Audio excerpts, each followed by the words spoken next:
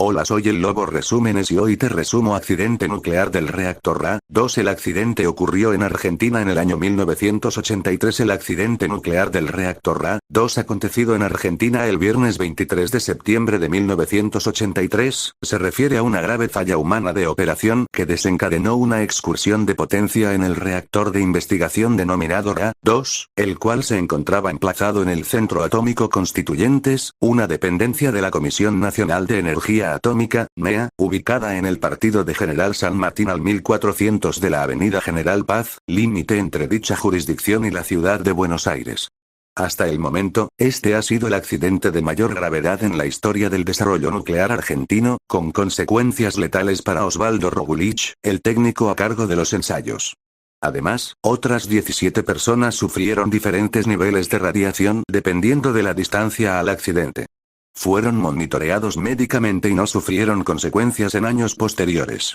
Accidente nuclear del reactor Ra-2. Fecha: 23 de septiembre de 1983. Causa: error humano. Lugar: Centro Atómico Constituyentes, Provincia de Buenos Aires, Argentina. 34 3423 S 58 3043 O/-34 572 93 11 22 61 92 95 -58 51 20 05 88 26 50 16. Fallecidos: 1. Heridos: 17. Descripción del reactor. Editar. El FMR o Ra-2 era una instalación crítica basada en un reactor tipo tanque, el cual operaba a 0,1 W de potencia.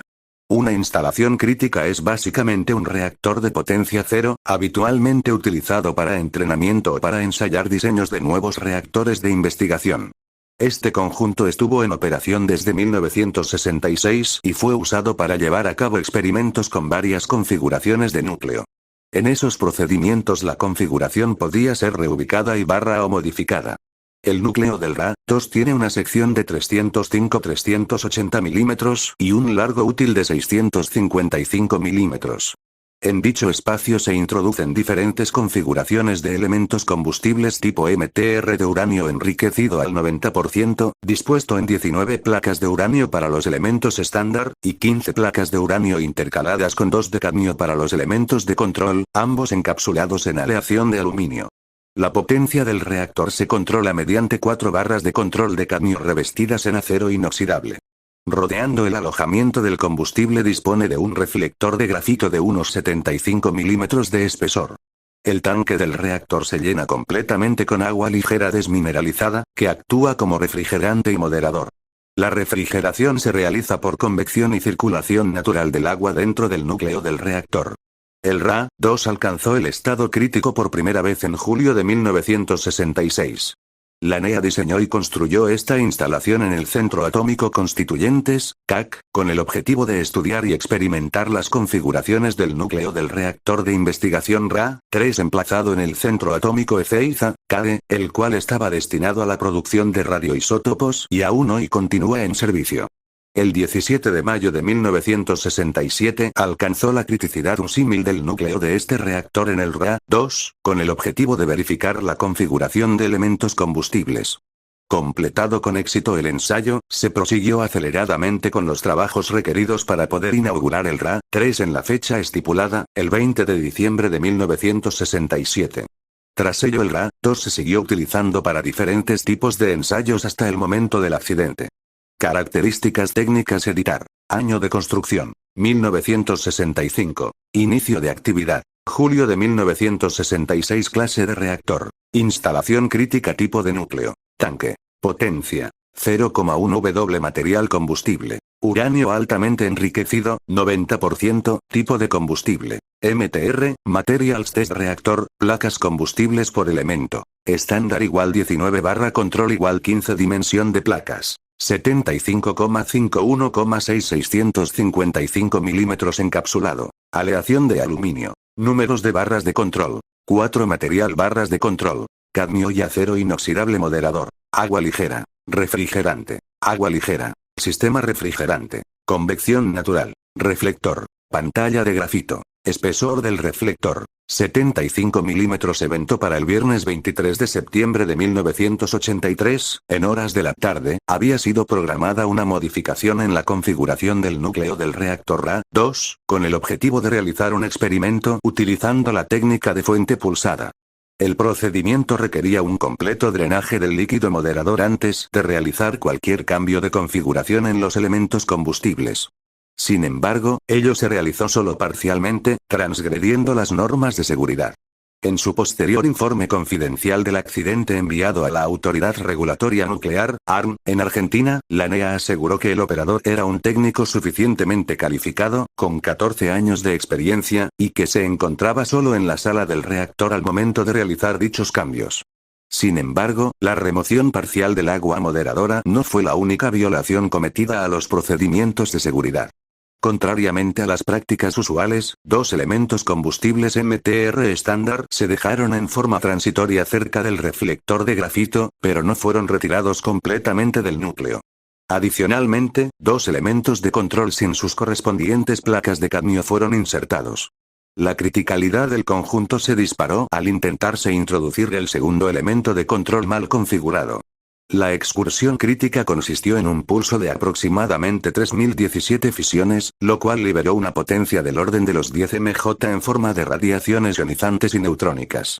Esta liberación de energía sucedió en unos 50 a 70 milisegundos. En dicho instante el técnico operador Osvaldo Rogulich, que se encontraba sobre el tanque de la sala del reactor, recibió unos 2000 rads de radiación gamma y 1700 rads de neutrones, lo cual le produjo la muerte 2 días después. Otras 17 personas que se encontraban en la sala de control y dependencias adyacentes también sufrieron exposición a la radiación, pero de menores niveles, que no resultaron letales. Los elementos combustibles no presentaron daños. Este accidente fue clasificado como de nivel 4 en la escala internacional de accidentes nucleares, INES, por sus siglas en inglés, lo que corresponde a un evento sin riesgo para el exterior de la instalación. Consecuencias. En un primer término excluyente, las principales y más lamentables consecuencias de este serio siniestro fueron los daños para la vida y la salud de las personas irradiadas por proximidad, resumidas en un caso fatal y 17 con diferente grado de exposición. El operador del reactor recibió una dosis letal de 2000 rads de radiación gamma y 1700 rads de neutrones, 3700 rads en total, lo cual hizo imposible cualquier tipo de medida terapéutica. Tanto su sintomatología clínica como los estudios que le fueron realizados evidenciaron que la exposición de su cuerpo a las radiaciones no fue homogénea, y en la parte superior derecha de su cuerpo fue mayor. Sin embargo, aproximadamente 25 minutos después del accidente, el operador comenzó a mostrar signos y síntomas de una exposición aguda en todo su cuerpo, vómitos, dolor de cabeza intenso y diarrea. Su estado empeoró al día siguiente, agravándose su cuadro gastrointestinal. Al amanecer del domingo 25 le aparecieron los primeros desórdenes neurológicos y respiratorios, radioneumonitis en el pulmón derecho y edema en antebrazo y mano derecha. Falleció a las 16:45 del mismo día. Dos técnicos que se encontraban en la sala de control anexa al reactor en el momento del accidente recibieron muy altas dosis de 20 rads gamma y 15 rads de neutrones, 35 rads en total. Estuvieron bajo estricta vigilancia y seguimiento médico.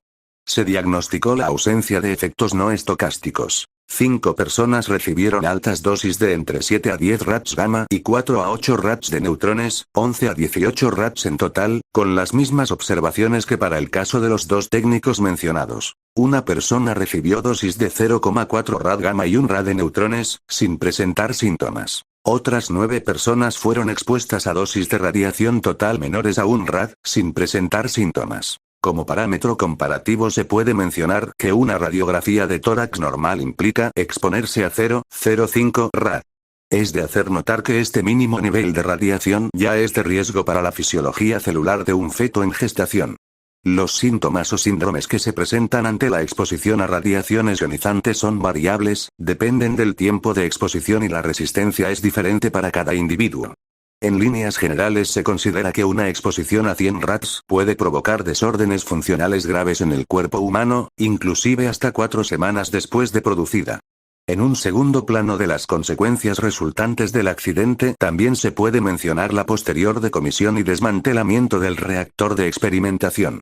Desmantelamiento tras producirse el fatal accidente. La instalación crítica Ra-2 fue puesta fuera de servicio ese mismo mes.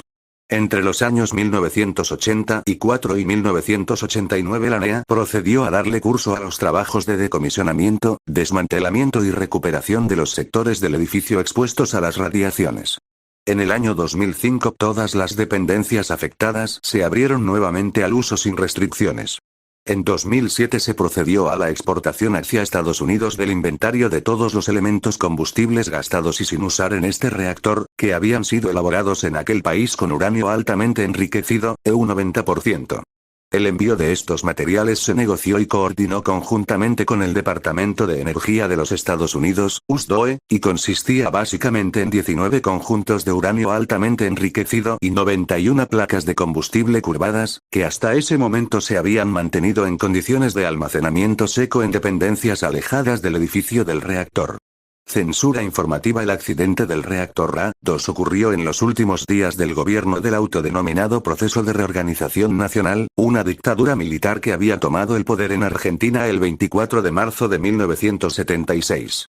En medio de la estricta política de censura informativa que padecía el país por aquel entonces, no trascendió ningún tipo de información acerca del accidente ocurrido en el Centro Atómico Constituyentes el 23 de septiembre de 1983.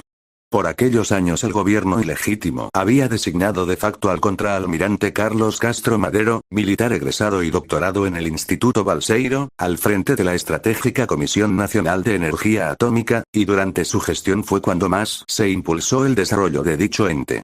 Una vez recuperada la democracia en el país, tampoco tuvo trascendencia en los medios periodísticos. Diversas ONGs ambientalistas como Greenpeace, Movimiento Antinuclear del Chubut, FUNAM, Red Nacional de Acción Ecologista acusan a la NEA de ocultar información por este y por otros casos menores. No olviden dejar sus comentarios y compartir el video para hacer grande el canal.